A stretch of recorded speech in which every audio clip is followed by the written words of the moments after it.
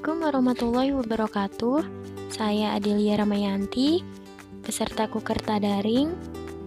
Poin 1, kelompok 2. Di hari ke-7 Kukerta ini, saya akan memberikan informasi mengenai etika batuk dan bersin yang benar.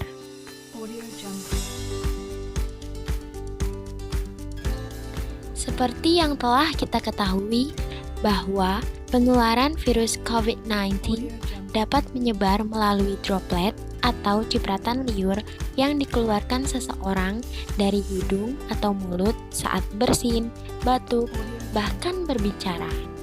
Maka dari itu, penting bagi kita untuk mengetahui etika batuk dan bersin yang benar.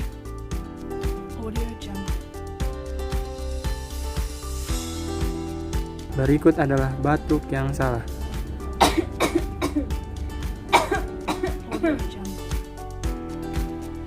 Berikut adalah batuk yang benar.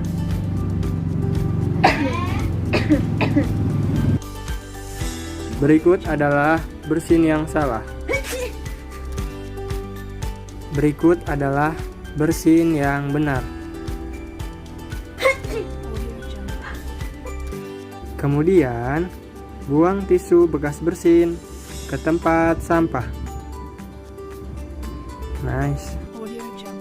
Itulah tadi etika batuk dan bersin yang benar.